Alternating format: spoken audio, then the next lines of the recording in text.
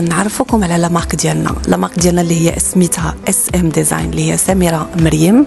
لا مارك ديالنا في البدايات ديالها كانت انا ومريم كتجمعنا صداقه قبل ما نكونوا شركاء في العمل. يعني انا كنت كندير لو بريتا بورتي ومريم كانت كدير البلدي. نديروا مزيج بين البلدي والبريتا بورتي وجمعنا لي دو مارك، ولينا كنديروا لو بريتا بورتي فيه لا توش ماروكان. حنا كنا درنا لا جيستيون دي زونتربريز، الحمد لله اون دوبل ديبلوماسيون، وصراحه ما قريناش نهائيا هادشي ديال الخياطه وهادشي في الاول.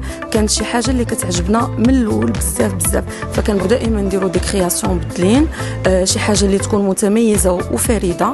من بعد بدينا كنديروا الحمد لله دروس سور انترنت وداكشي، باش الحمد لله سميره ما شاء الله عليها ولات بارعه الحمد لله في لاكوب.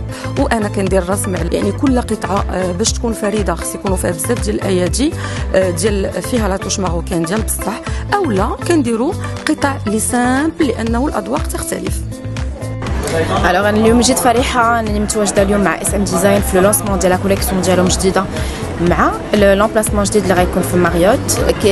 كنشجع وكنفرح لاي امراه ومغربيه خصوصا ملي كتلقى راسها في ذاتها، خصوصا انا الموضه كتعجبني.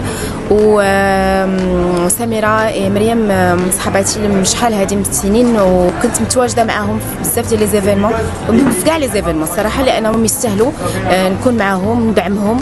وهذه طريقه بالنسبه لي انني نساهم بوتيتر في شي حاجه معاهم، يستاهلوا كل خير وكنتمنى لهم التوفيق.